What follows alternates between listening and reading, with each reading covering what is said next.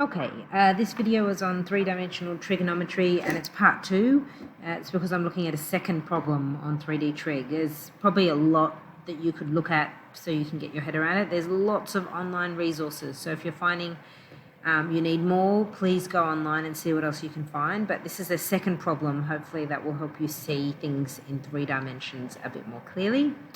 So once again, we've got a problem, and I've given you the diagram here. Now, this question is in your notes. It's actually on page 56 of your notes, but I didn't give you a diagram. So let's see if you can make sense of the diagram. We've got a point B, which is due east of a flagpole. So here's my little flagpole. That would have been probably the first thing I would have drawn. And due east means we're going, if this is your flagpole here, we're going in this direction. So that would be over here. So there's point B, due east of the flagpole. Now, the angle of elevation of its top, now when they say its top, they're talking about the flagpole still. The angle of elevation of the top of the flagpole is 15 degrees. So we should be able to label this onto our diagram. Find the angle of elevation. Now, there's something else I haven't labeled. So I've labeled the 15 degrees. I'll put a little tick there. I've used that. But as you can see over here, I didn't use this, from a point which is 80 metres due east of a flagpole. So I better label my 80, meaning this distance here, okay? And then they tell me to find the angle of elevation of the top of the flagpole from a different point, from a point which is 60 metres due south of it. Now, this is where the 3D trig comes in. I now need to go due south of the pole, which is why I have that right angle, because if you travel due east of the flagpole and travel due south of the flagpole, then the angle between those two directions is 90 degrees. That's why we have that 90 over here. But the reason why the diagram's drawn on a bit of a tilt is so that you can actually see these two lines, which are actually up in the air. Those are those angles of elevation. They are not flat on the ground. So the part of the diagram that is actually flat is this triangle here. That's on the ground. Okay, so on the ground is this triangle here, and the angles, so the triangles and the locations of B. What's the other location? A. I haven't labelled A. So A is also on the ground, B is on the ground, and the base of the flagpole's on the ground. But these yellow lines, they are up in the air. Those are the angles of elevation. So I need to get this angle of elevation of the top of this flagpole from the point A. So clearly I've got to find the angle. The starting point is, if I look at this triangle here with this one over here, I've got the flagpole, I've got point A, and I've got to find theta in there. Theta, there's A, there's the right angle, because clearly the flagpole is at right angles to the ground. The flagpole's standing up straight. We're going to make that assumption.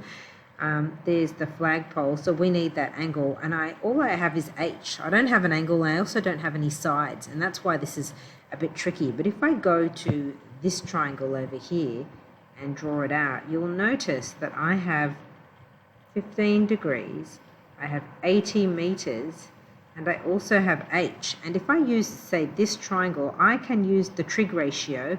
Well, let's see, I've got opposite over here with H, and I've got adjacent. I can use tan, 15 degrees, equals opposite, which is H on 80. And that means H is 80 times, if I move the 80 over here, 80 times tan 15. Now, why is that helpful? Well, now I have an expression for the height of the flagpole. Here's the height of the flagpole, and now I have found it, okay? So that means I have this side here, and they did tell me, I forgot to label this, find the angle of elevation of the top of the flagpole, from a point 60 metres due south of it. So I actually have that 60 metres over here, which I could put on this diagram here. So now I have H and I have the 60. I can use another trig ratio, and now I can find that angle. So let's change colours, a bit squished for space. So if I look at this triangle over here, I can see that tan theta equals H on 60.